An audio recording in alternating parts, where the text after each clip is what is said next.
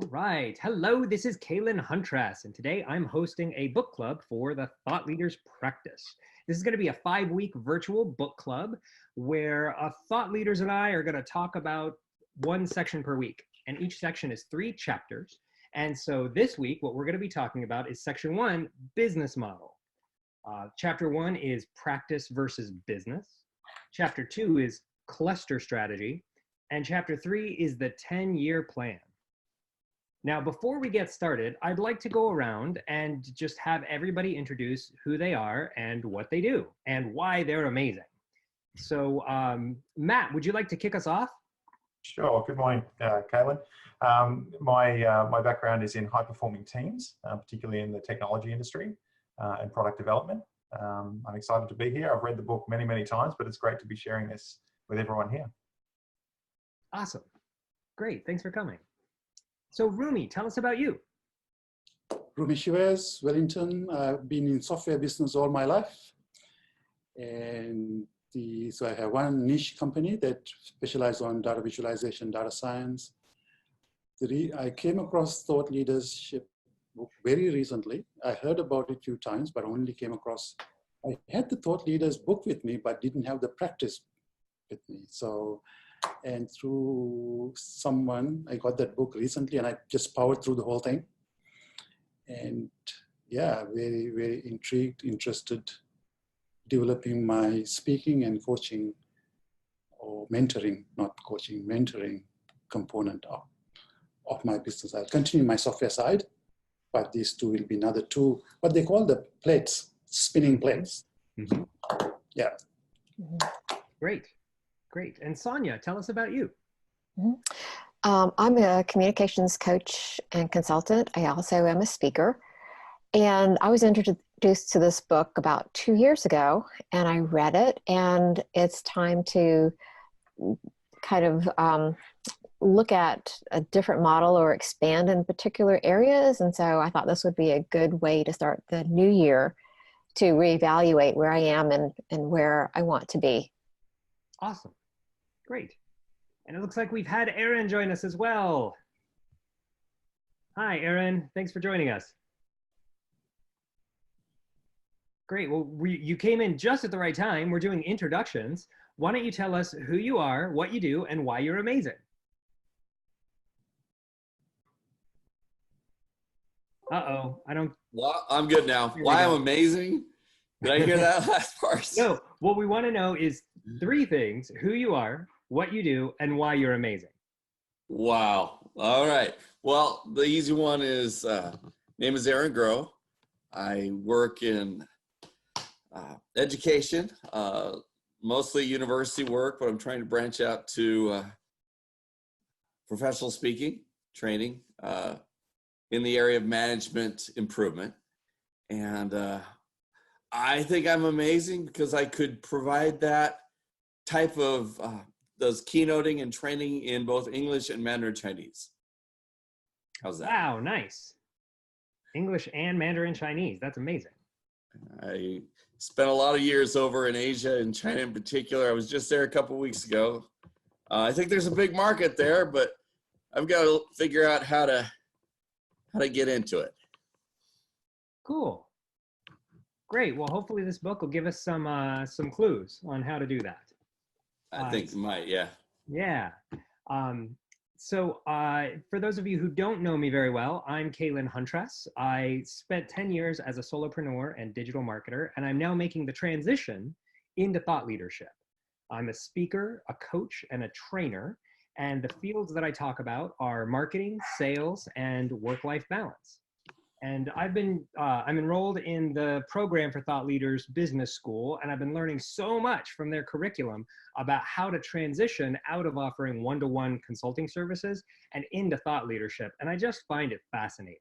And so I'm really excited that you're all here to join me to talk about the foundational concepts in this book. So in the first chapter, where they talk about the difference between a business and a practice, they lay out why they think a practice is superior for the types of people who do the work that we do. But there are many thought leaders that also run businesses. They either have in the past or they run them simultaneously, like Roomie does, where you have a business and a practice at the same time. So the question I'd like to open with is, when is a business better than a practice?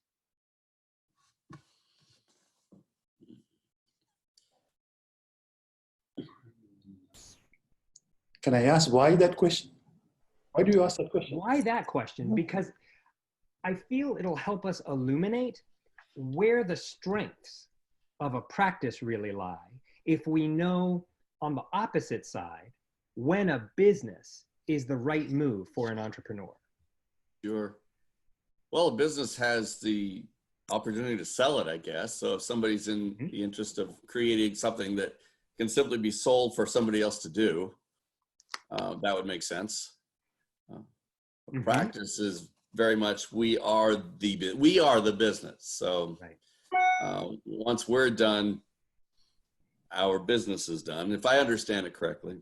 Yeah, I can bounce off that. I was just rereading this morning as a prep for this call, the book, and something that stood out for me was, business is for someone who wants freedom and income, whereas a practice is for somebody who wants fulfillment and income. And that neither is right or wrong, but both have, a different focus. It's a really good distinction. And I think a practice also has freedom and flexibility where a business may not. So if you're at the stage of life where you're looking for a fulfillment and flexibility, the practice to me looks like the best option, at least from my vantage point. Yeah, you bring up a really good point, Sonia, because I see one of the advantages to a practice is that you have the freedom to pivot. They talk about how a practice is more agile. It's more like a speedboat, and a business is more like a battleship. It takes a long time to turn. I really like that metaphor. And so I wonder, what is the freedom that a business really gets? Because as an entrepreneur, as a solopreneur specifically, I have the freedom to choose what I work on. But if I have a business, I feel I would be more locked in to the types of work that I do, and I wouldn't be as free. So what kind of freedom is it that they mean that a business has? I think the model is different. So if you look at a business, I think they're talking more about you sell the business and that creates freedom.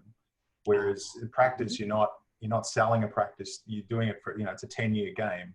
You're actually looking at it as though this is going to be my existence. This is why it needs to be focused on fulfillment, because I'm going to spend time. It doesn't, to Sonia's point, it doesn't reduce the flexibility. It gives you the flexibility, but it's the focus is more about, this is something I'm doing for the long haul versus this is something I'm going to flip, if that makes sense.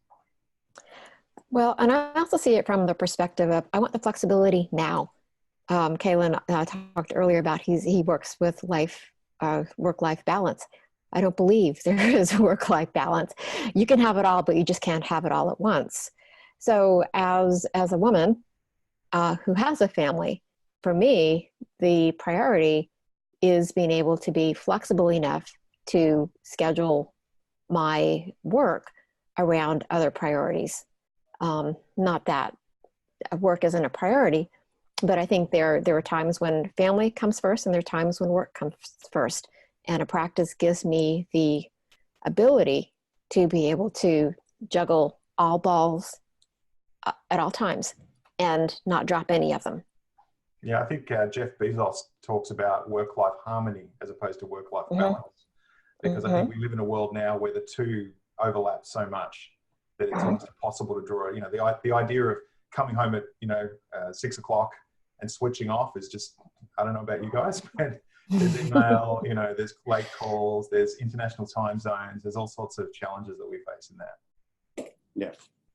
Even on a business side, because I've been on business for 20 years now, you can design in such a way you still have the freedom and fulfillment. So, but the bigger it gets, it's harder it becomes. So if you can keep a niche operation, then you still can have that component as well. So Roomie, what would you say are the unique advantages of a business that a practice does not share? leverage of other people's time and skills. Mm-hmm. Mm-hmm. So I have a very small business, only 3 of us here, but 2 people generate income. Even if I'm on holiday, Mm-hmm. I can take off and be away for 6 weeks. And all I have to focus is on making sure the pipeline is there, make sure the work is secured, and then I can, on a weekly basis, I can keep in touch with the team and cash flow comes in, which is awesome. So would you be unable to do that in a practice?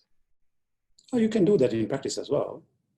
But at the leveraging of your time, I think you talk about, I think beyond black belt or some level, you don't try to do it on day one.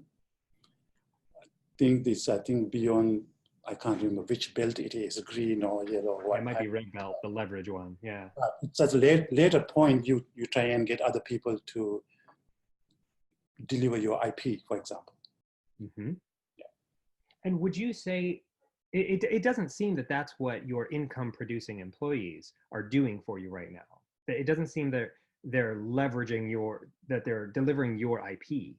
So what is it that they're doing that a practice member would not be doing?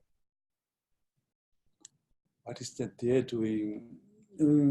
So the practice, how do I answer this question?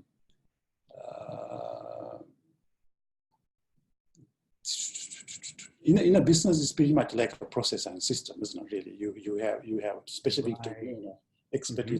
Mm-hmm. It's like building something. Mm-hmm. So it's a process of building something, and you have a skill set around it. And as long as you have the skill set to build that widget thing, and you've got the system, as a business owner, all I'm doing is selling it. That's it. Right. And making sure the end quality is to the level that I promised the customer it would be. Mm-hmm.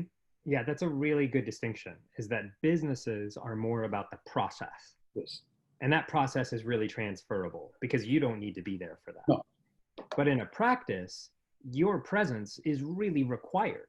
It's very difficult to deliver the secret sauce that you as a thought leader provide without you there as an individual. Yeah, you can't get somebody else to do your keynote, right? Right, that's right. It won't be the same. You could probably do it, but it won't be the same. Mm-hmm. Yeah, that's really interesting. I'm fascinated by this dichotomy between a practice and a business, because I've worked with so many people from both sides of this line, but I haven't been able to really codify what the advantages are on one side or another, so that if I was working with somebody and they said, hey, I'm dealing with this, this, and this, I'd say, oh, you need a practice, or you need a business. And so I'm really interested in what are those clear distinctions between the two. See, the practice in a lot of ways is less risky. Oh, really? Say more. The business, you need to have at least some staff. Mm-hmm. Mm-hmm. The level of risk you take goes up a few more levels. Right. You need a lot more funding. Yeah. Because you have staff and office staff space. Responsibility, exactly. Even if you don't have work, you still have to pay. Mm-hmm. So that's a really clear distinction right there. I heard a story about a consultant from 20, 30 years ago who went out on his own, and he was working out of his garage. And on the top of his computer screen, he had a sign that said overhead equals death. And he just kept, this was at a time before people were running businesses like we do, like practices. And so the idea that he was running his own consultancy out of a garage, it was rather radical at the time.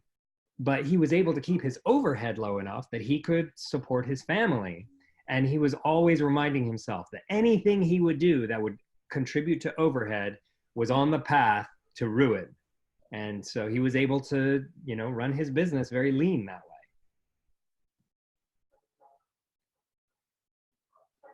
Has anybody ever had the desire to get out of the practice game and get into the business game? For me, no. No, I think just because I like the ability to pivot and evolve as my practice grows, to stay current with trends. For me, the flexibility has always been a key. If people had to depend on, well, I think a business, if I owned a business, I'd have employees who were dependent on the work that I did, and they would also support it. So I like the idea of I can do what I want and how I want, and there's no one to look to me, to depend on me to help with their income. Yeah, it's a big responsibility knowing that somebody else's paycheck is reliant on your success. Mm-hmm. Yeah. There have been times when I have wanted to set a business up and spin that off because I like the idea that, oh, I can set up an e-commerce store and sell this thing, and then the wheels will just be running without me there, sort of a 4-hour work week model where I'm the ghost in the machine, get the system set up, the process, and then just, put activity in the top and get dollars out of the bottom. But I often find it doesn't work that way. It seems like a really great idea, but then when you get in the weeds, it's always a full-time job, many full-time jobs often, And so a business, it seems like it's just a lot more work and a lot more responsibility than a practice where it's really just you and you maintain that agility to pivot from project to project as you like. You could also have products where you could derive passive income. Mm-hmm. Yes, I think that could be a practice model. Mm-hmm. You still would not have employees. I mean, you have developed tangible products that can be sold while you sleep, through e-commerce. So I think that's another facet of a practice where, it's still income that you can derive when, yes, after you've put in the work, but that still doesn't, for me, define that what you have is a business. Mm-hmm. It might be a sub business under the practice. I guess, could you sell it? I'm seeing an interesting pivot happen right now in the wild right now. There's a content marketer that I follow. I've been a fan of her for 10 years, and she's just an amazing content marketer. And she runs a blog and sells products and does training. But her business brand is called IttyBiz. And it's at ittybiz.com. And she's got all this great content marketing templates and programs for sale. I really like her stuff. And she's retiring. And she's handing the business over to her longtime staff. And so it's very interesting to see her, because IttyBiz has always been Naomi, the person who runs it. To me, it's always been like, oh yeah, that's her business brand. But I kind of have seen it as a practice. And she's actually transitioning to have somebody else take it over. And so it draws this really interesting question for me. What's the difference between a business brand and a personal brand?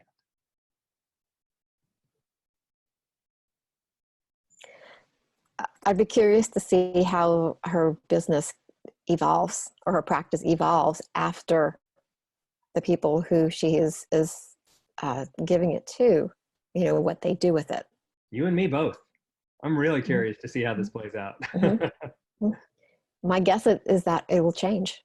Mm-hmm, for sure. Yeah, it might take us 18 months to really see what kind of transition they go through, but man, I'm really interested to see how that plays out.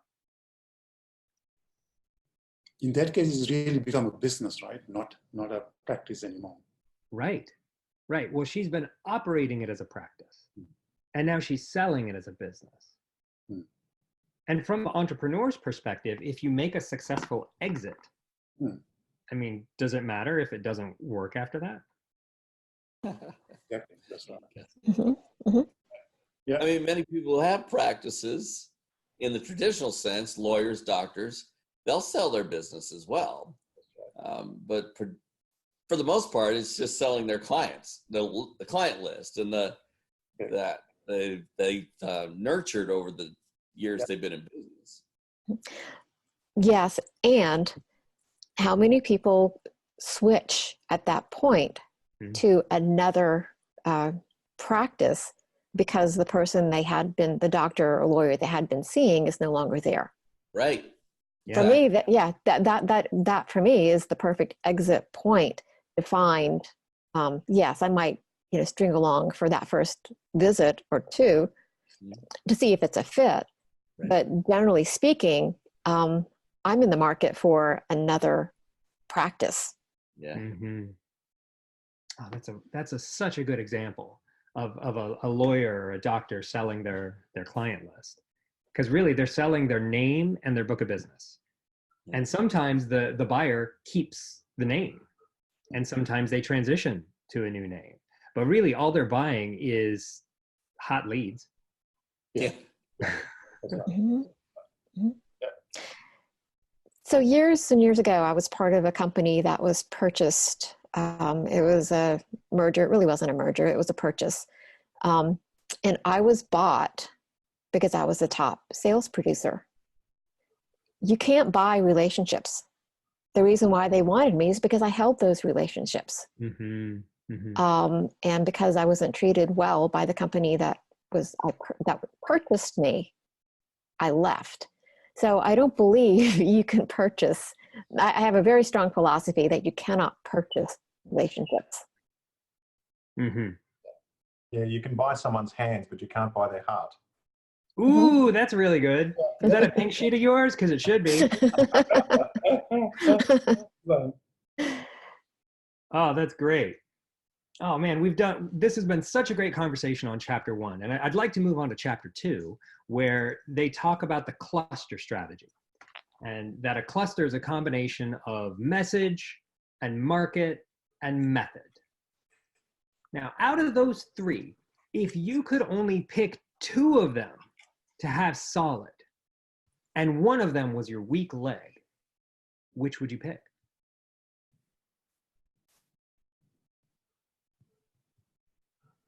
I think for me, it's very straightforward. It's market.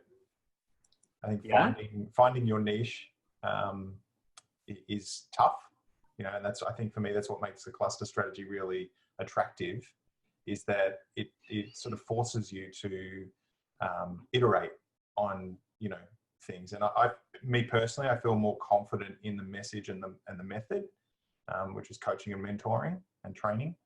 But the market is the one that I struggle most with. So, having that model to sort of tease out and try different things for me is kind of powerful. Mm-hmm. So you're saying that right now, your market is your weak leg. That's right. Yeah. But if to have the market as the strong leg and one of the others as a weak leg, would you prefer it that way, or do you like it the way it is now? That is a really good probing question. I think for me, I guess my reflection in coming into Thought Leaders was really that I've long held a lot of messages, stuff that I've collected over the years from experience and wide reading and things like that. So that's fine.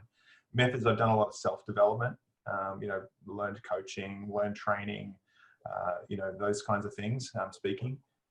Market is the one that's kind of more dynamic. I don't have as much control over that. So for me, that's the one that, you have to keep changing almost, because the market keeps moving. So I don't think I would change that.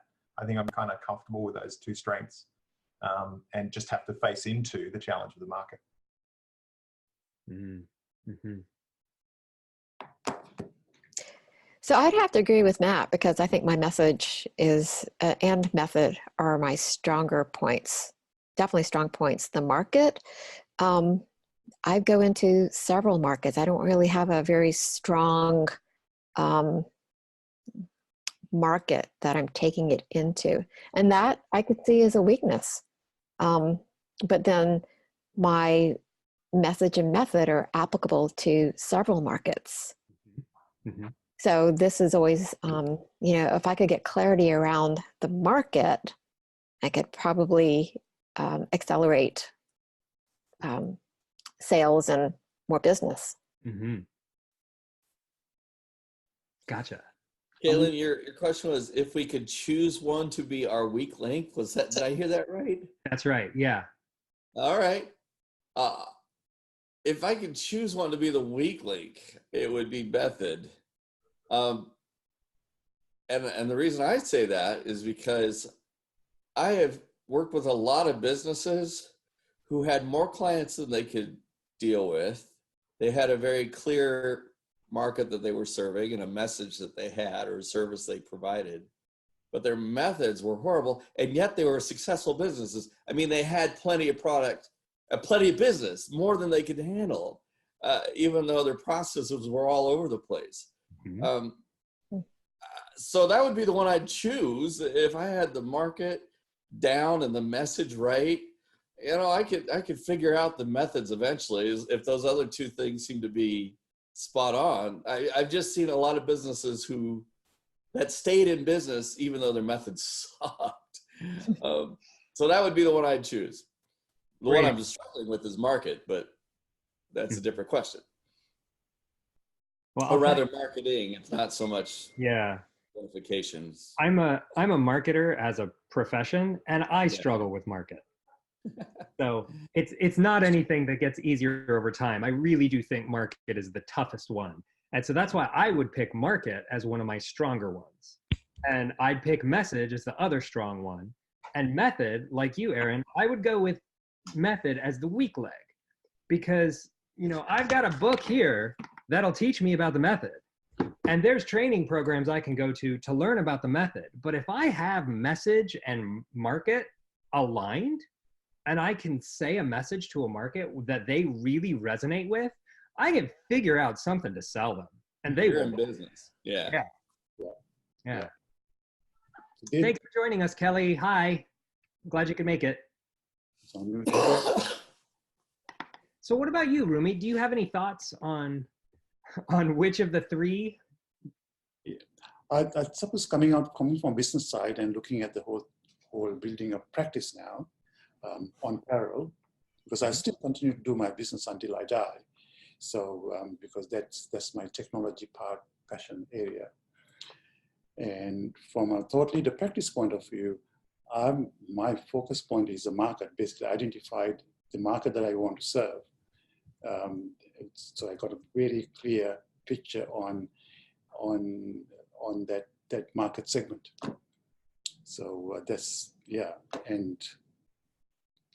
and then use the book, as you said, or everything else is there, right? Mm-hmm. So, but having a clear picture on the market as my first plate. Yeah. So market is something that we all struggle with. Why? Why is market tough? Shouldn't be though. No, what I'm saying is, I think, at least from my point of view, market is the easiest one. So that's really interesting. Why do you think market is easy for you and it's challenging for others?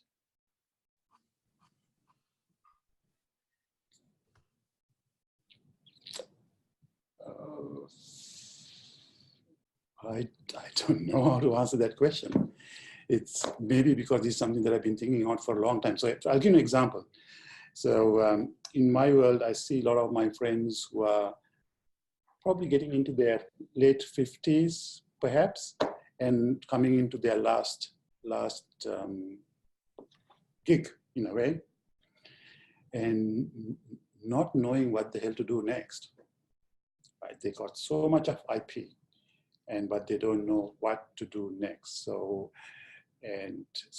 thought leaders practice has given me the framework that I can offer to them. This is something that I've been working about for a long time.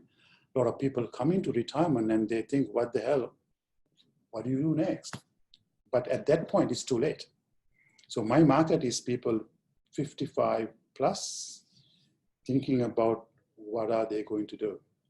And I'm saying you need to develop your practice behind the scenes over 2 years at least. It takes time. Otherwise, you retire, come as a consultant to the market, and you'll be just dead. Because there'll be so many consultants who are generalists. Mm-hmm. So So that's an interesting market that you've chosen, because people at that age who've worked an entire career, you know, they've got experience behind them, and they often have funds because they've been working in a job, and they're looking, how do I transition into running my legacy business? yeah, exactly. Something that I can leave behind. You know? I tell them, if they have a lot of money, if they have 25,000 Australian dollars, just go to Sydney or Melbourne, get it done with, and Thought Leaders Business School. But if they can't afford that level of investment, and then I said, go and buy the book, do it yourself. And if you can't do in between, then come to me. Well, this is the advantage of having a practice, is that you can pivot to different things. And it seems like once you have your method and your message, then you can pivot through different markets. You know, and I've seen a lot of the experienced thought leaders do this, where they have a clear message and they have a couple of favored methods, and then they bring it to a market. And then 6 months later, they'll take that same message and method and they'll bring it to another market. And that pivot seems to be the really profitable one that people make when they're going up through the belts. It's like, you know, Peter Cook has this one cluster that is for bookkeepers. And he's got this training program for bookkeeping agencies. And to take that model and pivot it to, you know, CPAs, to lawyers' practices, to different similar kinds of businesses that have with the same message and method, it's very transferable. And that's what I like so much about the cluster strategy, is that it seems to transfer really well in a lot of different avenues, but it might not do it all the time. Are there any transfers that would be more difficult, that would have a lot more friction? I think the message, I was speaking to one of the Thought Leaders Tribe this week, I won't name names, but she was telling me how, you know, for her, when she got into this game, she felt like she was trapped by her experience and background, and that people saw her in this particular way because of who she'd become and her identity, I suppose. And where she sees herself going is quite different. It's a real pivot away from, you know, different message, different market, maybe even different method. And the conversation we had was around, isn't it beautiful that you can potentially use the cluster strategy to sort of lily pad from what I have now and what I'm known for now to where I ultimately see myself going, and sort of use that as a way to navigate through the different types of IPs and the different types of market. Mm-hmm. So I think, you know, message is for me, coming back to your question, the message for me is the tough one, because you really have to build a lot of IP there. Whereas to pivot, you know, a market, if you've got some IP already, or to pivot a method, you know, is really, to me, the method is really, how does the client want to buy, more so than how do you want to deliver. I mean, there's certainly an element of, you know, I think you've got control over that because you can choose which one you want to do, but it's sort of, you know, Pete always says, be easy to buy, right? So if they're looking for a coaching, if you're selling a coaching program and they're looking for a training program, you're gonna struggle. You're probably gonna want to pivot that easily. Mm-hmm. Whereas the message, you know, it's kind of more tangible, it's more concrete, by and large, I think. Great points, Matt. Yeah, I think you're right that it's more difficult to pivot on message, because after you've been branding yourself with a specific type of message for a while, that's how people know you. Yeah, they have in the book, they have in the overlaps between the three circles in the Venn diagram, the preferences between market and method is how they like to consume the content. And that seems to be static. It's not something that we can really affect. If there's a market that prefers to be coached one-on-one, it's really hard to say, no. You need to read my book. You need to join this training program, because it's their preferences. And so we kind of have to divine what is already out there in the market, how they already like to consume. And so do we have control over only some of these aspects of the cluster strategy? Do we have control over the market, or do we just find it out? Because we can share our message and change our message, right? We can also change the method if we want to. But the market, is that changeable? It's not changeable, it's identification. You're not creating a market, you're identifying it. Right. Right. I think you're also identifying specific needs where your message resonates. So as far as communication skills, that's a need in almost every market. But in order to be successful, I need to get really specific and illustrate or demonstrate that I understand their niche. And I think that's where the challenge comes in.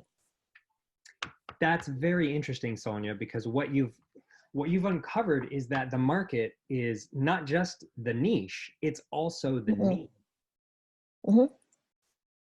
And you've got to have both of them, you know, because if you know the niche, but you don't know the need, the market's not going to care. So if you have a niche that you're serving and you have a cluster to serve a particular need, and then you just change the need, you keep the same market, the same niche, the same message, and the same method. Is that a new cluster? Just by changing the need? Can you say that again, please? Yeah. So we look at the cluster strategy as message, market, and method. And when we look at market, if we say the market is both a niche and a need, if we just change one of them, just change the need, does that mean it's a whole new cluster? No, I'd say that's where your positioning comes in. Yeah. It's the same cluster with a different positioning matrix. Ah, good point. Good point. Explain that, Matt. Expand on that. Yeah, so in the book and in the curriculum, Matt and Pete talk about the positioning matrix, which is a 3x3 graph of, you know, who you're talking to in what context and what level of energy. And so you can build out a positioning matrix around that for your cluster. And so you could have the same cluster, the same message, the same market, and the same method, but how you position that to directly address a specific problem within that market, which, you know, you've sort of identified as the need within the niche. That's where your positioning matrix comes in. So that's the tooling from curriculum for that. You know what I like so much about that insight, Matt, is that if you pivot to a different market that has the same need, you would use the same positioning matrix as you did with the previous niche, because it's just the problems that you're talking about and how you relate to them. Correct. It doesn't actually have to do with the demographic. That's right. Wow, that's fascinating. Cool. Well, we've covered a lot of great ground on the cluster strategy. I'm really happy with the insights that we uncovered there. But now I want to move on to chapter 3, where they talk about financial independence, the 10-year plan. And they say that over 10 years, you want to get to black belt, earning $720,000 a year for 10 years so that you can attain financial independence. And the two numbers that they give that are so important here are $5 million and 10 years. And they say if you're a black belt for 10 years in a row, you can save $5 million and then use that to pay your bills for the rest of your life so that you can work if you want to, but you don't have to. And so my question is, if you built your practice so that you had $5 million 10 years from now, what would your life be like?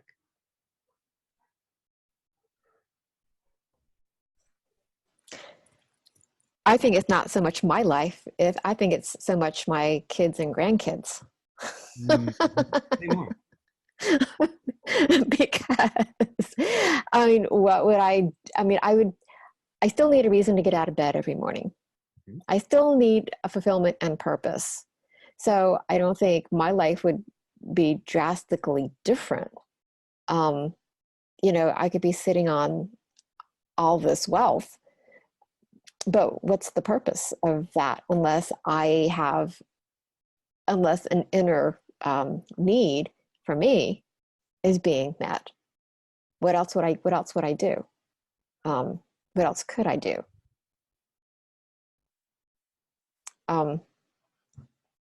Yeah, it's a nice thought. I would give it away. I think it gives you opportunity to increase the impact you can make, right? Mm-hmm. Just use the freedom to do what you want to do in a much larger scale, if that's what you want to do, rather than So lying. for you personally, Roomie, what would that look like for you? How would you personally increase your impact at a larger scale with those sorts of funds at your disposal? I haven't thought about that to that stage yet, right? But like, I mean, I was born in Sri Lanka. I've been in New Zealand for 32 years now. But I mean, I love entrepreneurship, helping people to get into business as soon as, whether it's a solo or running a practice or running a business. If more people can get down that path, than just going on to the employment path and just grinding 30, 40 years. And that'll be an awesome thing to have an impact on. Right? So, yeah. I think for me, the defining word is legacy. I think that's really, purpose beyond our life. I've had this experience a few times in my consulting business, which is sometimes you plant a tree under which you'll never sit. Right. And for me, that's kind of what this is about. It's about my kids. I have 2 young children, and I want to see them a little bit like what Roomie's saying, grow up and have a bit more of an entrepreneurial mindset. But I believe the world that is coming is much more about the value you deliver than the hours you spend. And so that's where I think this, ideas come at a time. And I think for me, the Thought Leaders Practice has come at a time where, it's an interesting point in our history. So it'll be interesting to see how it evolves. But for me, I feel like we all chase purpose, right? Significance at some level. And this gives you the opportunity to do that. And to sort of Sonia's point, you get to a point where the money doesn't matter anymore and you're really just fulfilling your purpose. And that comes back to that idea of a difference between a practice and a business, which is fulfillment versus freedom. Because to me, fulfillment is you still have the freedom, but you're actually, filled up by it, as opposed to someone who sells a business and then says, well, what the heck am I going to do now? I've spent 20 years building this business. I've now sold it for a bucket load of money. What's my purpose? Now what? Whereas the Thought Leaders Practice has that built in for me, and I find that quite exciting. Yeah, it's nice that they bake that into their practice formula. Yeah. What about you, Aaron? What would your life be like? I think there'd be a lot less stress, even before we reach that point. Even getting to that point and having that type of an income year in, year out for several years in a row would create a very different vibe just in my life, and one that would be very enjoyable, I think. Yeah, just the necessity of life wouldn't be, they'd be taken care of. And we talk about Maslow's hierarchy and things like that. And we could certainly get closer to the top of that pinnacle with resources just taken care of. It'll allow you to focus on those higher levels because your attention isn't constantly being dragged back down to the lower levels. Yeah. And as has been said, not just for me, but for those around me. Yeah. And I find that this is part of what the pink sheeting process teaches you how to do, is how do you distill your ideas down into the most compact form.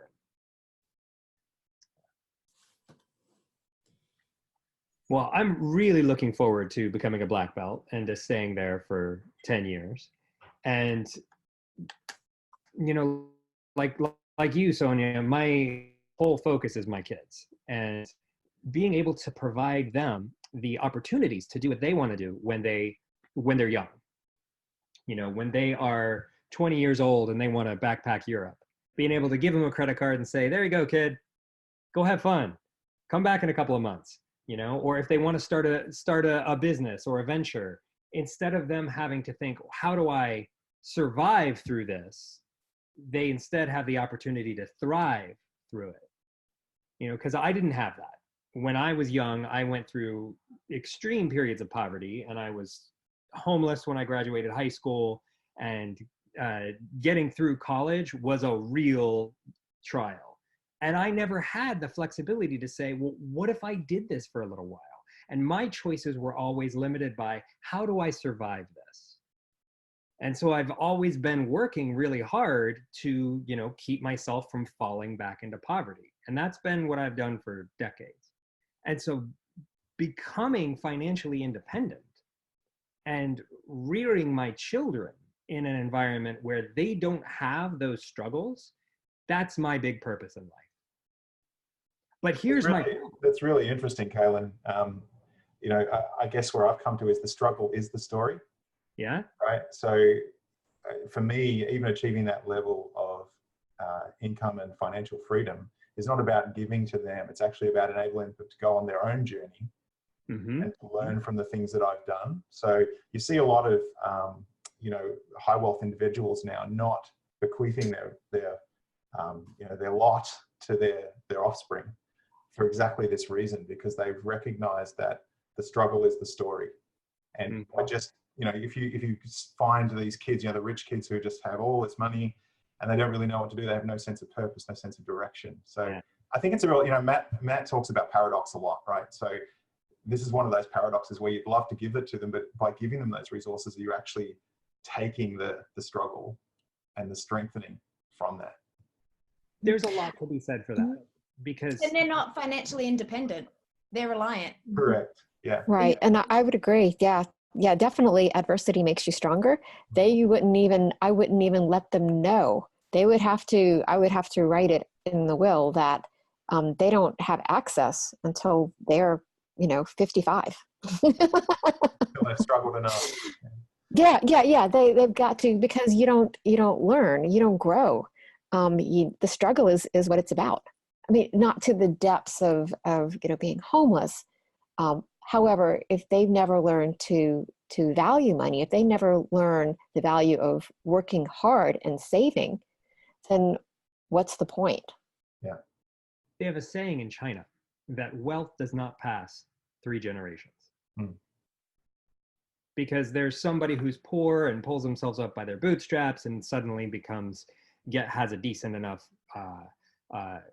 living that they can help their kids along, and then they become wealthy, and then they pass it along, and then eventually the kids stop learning that work ethic and they lose it all, and then there's a generation born in poverty.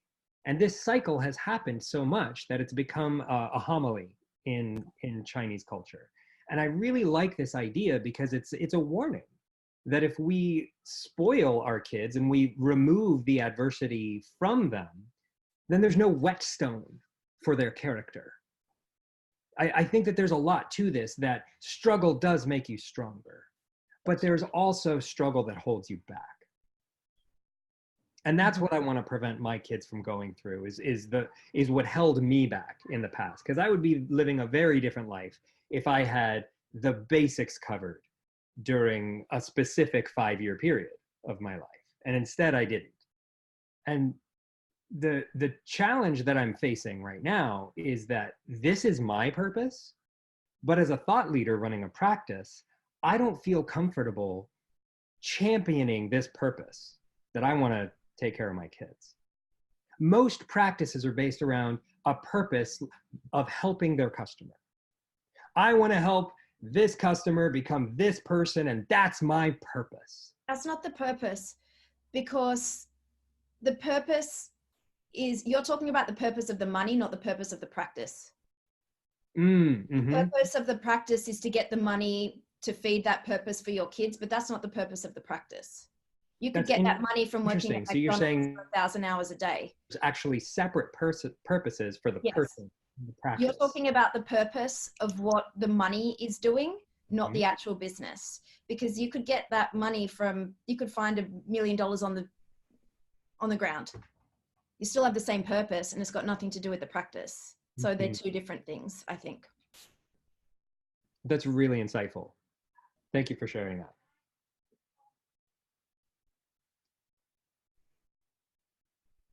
So what are your purposes in your practice? I think what Kelly just said helped me think a bit about that specific point. I'm in it. I need to make a living, and I want to make a difference. and I have to separate those two. That I'm in the business because I need to make a living, but I've chosen this business because I want to make a difference in a certain area. It's a vehicle. The practice Yeah, is a vehicle exactly. to the purpose. It is not the purpose. Right.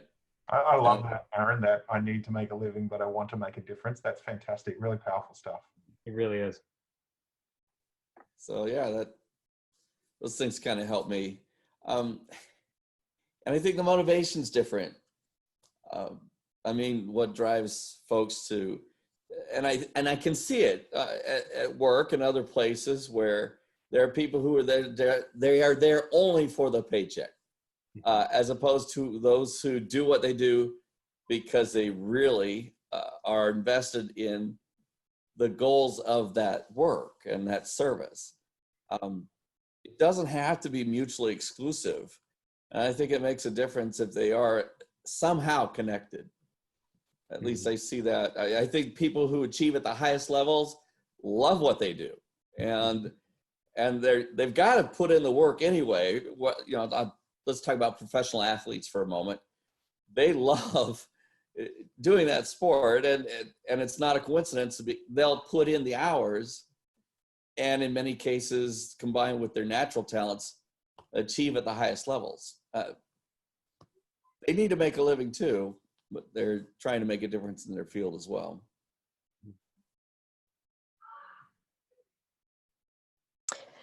So I would say my practice is all around enabling others to be more effective in getting what they want. And the foundation of all of that are communication skills. Yeah. What you say, how you say it, and being more effective in that realm, because I think that's the foundation of everything that we do. Yeah. That's great. Yeah, that really taps into human potential right there. Mm-hmm. Yeah. What about you, Roomie?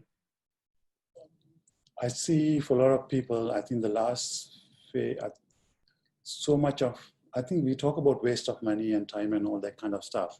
For me, the biggest waste is the human potential.